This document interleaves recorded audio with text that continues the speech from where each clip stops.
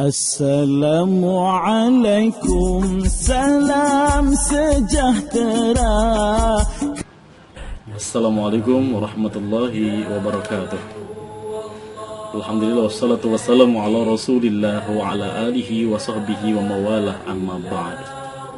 Baiklah, apa kabar anak-anakku sekalian? Mudah-mudahan kita semua dalam keadaan sehat walafiat.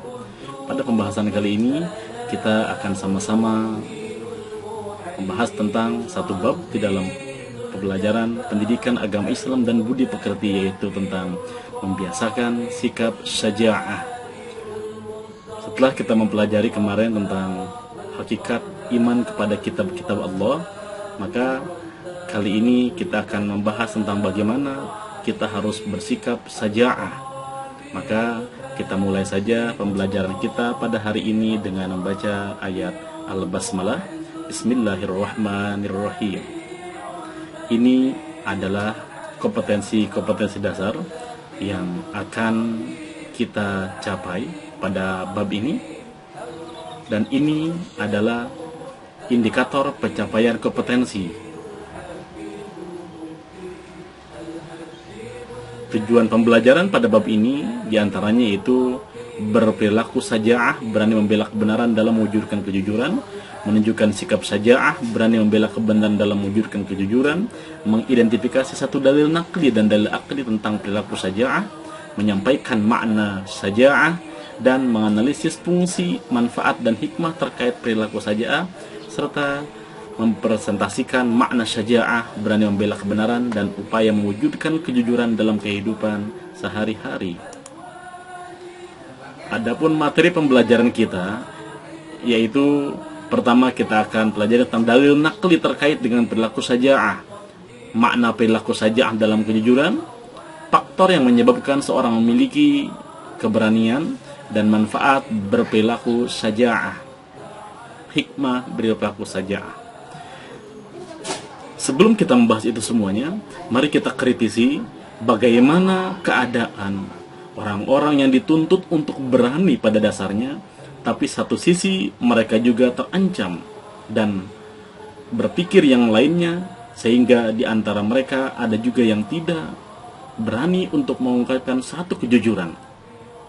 Sebagai contoh adalah ilustrasi pada gambar berikut ini. Ini adalah gambar di mana seseorang dalam persidangan ini menuntut seseorang, baik dia menjadi saksi ataupun yang didakwah, untuk berani mengungkapkan kebenaran akan kejadian sesuatu. Tapi banyak juga di antara mereka yang tidak mampu mengungkapkan itu semuanya. Pada akhirnya mereka itu banyak yang bohong. Adapun ilustrasi yang kedua, kita lihat pasar adalah tempat transaksi antara penjual dan pembeli. Banyak di situ kejadian-kejadian, ada pedagang yang jujur, ada juga pedagang yang curang. Di antara mereka yang mampu berbuat kejujuran, memberikan terbaik untuk penjual, pembeli, tapi ada juga mereka yang curang baik dari segi timbangan, mengelambungkan harga setinggi-tingginya. Ini adalah satu hal yang dikatakan tidak berani dalam kebenaran dan kejujuran. Untuk selanjutnya, ini adalah dalil nakli tentang perilaku syaja'ah. Mari kita baca bersama-sama. A'udzu billahi minasy syaithanir rajim. Bismillahirrahmanirrahim.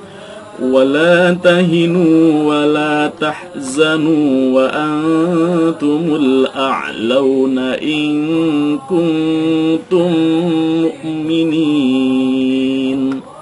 Janganlah kamu bersikap lemah dan janganlah pula kamu bersedih hati, padahal kamulah orang-orang yang paling tinggi derajatnya jika kamu orang-orang yang beriman. Dalam satu hadis Rasulullah yang diriwayatkan oleh Imam Ahmad, Rasulullah bersabda, "Qulil haqqo walau kana murran." Katakanlah yang benar walaupun itu pahit. Apa makna syaja'ah itu sendiri? Yang pertama, makna saja'ah secara etimologi atau secara bahasa yaitu keberanian. Keberanian mengungkapkan, keberanian bersikap, keberanian bersifat, dan keberanian segala hal itu disebut dengan saja'ah. Adapun yang kita ingin maknai secara istilah yaitu ketaatan kekuatan emosi terhadap akal pada saat ketekan atau menahan diri. Artinya yang dia kelola itu bukan nafsu tapi akal. Bagaimana dia itu mengelola emosi dia agar dia tetap berada dalam kebenaran dalam mengungkapkan satu kejujuran. Saja'ah merupakan salah satu dari 4 induk akhlak terpuji dalam Islam. Dan menurut Imam Al-Ghazali, saja'ah itu mencakup makna kekuatan akal sehat dalam mengendalikan nafsu agar tidak berbuat sekehendaknya. Tapi yang dia ikuti adalah akal dan hati nurani. Maka kalau seandainya ini terjadi, seseorang tidak akan berani untuk takut.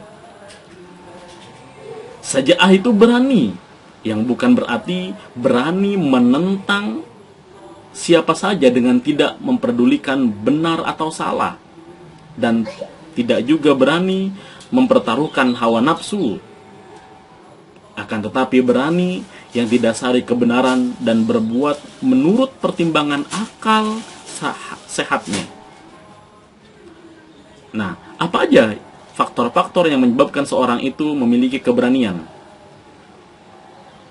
Yang pertama, rasa takut kepada Allah. Pastinya dengan rasa takut kepada Allah, orang tersebut akan berani kepada makhluk apapun, selama yang dia pertaruhkan itu adalah satu kebenaran. Yang kedua, yaitu lebih mencintai akhirat daripada dunia. Karena yang dia cari adalah keridhaan Allah untuk di akhiratnya, maka dia berani mengungkapkan semuanya itu. Yang ketiga, tidak takut mati. Karena emang mati sudah ajal dari Allah. Sekalipun tantangan dia nyawa, ketika memang kebenaran itu harus diungkapkan, maka dia berani. Karena Allah lah yang akan menjaga dia. Hidup dan mati itu di tangan Allah. Yang selanjutnya yaitu jauh dari sifat ragu.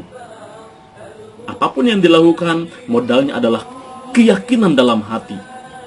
Karena dia berdalih, itu semua dasarnya dari Allah Subhanahu wa ta'ala. Yang selanjutnya, faktor yang selanjutnya tidak menomorsatukan materi. Seberapapun orang membayar dia, kalau itu yang dibela adalah kesalahan, maka dia tidak akan melakukan itu. Selanjutnya, dia tawakal dan yakin akan pertolongan Allah. Inilah hal-hal, faktor-faktor yang menyebabkan seorang memiliki keberanian. Maka tugas untuk kalian ialah, yang pertama, coba lihat bagaimana menurut pendapat kamu tentang orang-orang yang tidak mampu mengungkapkan satu kebenaran karena takut akan akibat buruk yang menimpa dia atau keluarganya kalau dia berlaku jujur. Kita sering mendapati ini, orang tidak berani melakukan kejujuran karena takut. Nah, bagaimana menurut pendapat kamu tentang keadaan seperti ini? Selanjutnya, bagaimana pendapatmu agar kamu selalu mampu berani dalam bersikap dan berani dalam membela kebenaran dalam keadaan bagaimanapun? Silahkan tuliskan argumentasi kalian pada kotak tugas di dalam Google Classroom PAI. Kiranya ini saja pembelajaran kita pada hari ini. Kita tutup pelajaran kita dengan membaca ayat Alhamdulillahirabbil alamin, billahi taufiq wal hidayah, wassalamualaikum warahmatullahi wabarakatuh.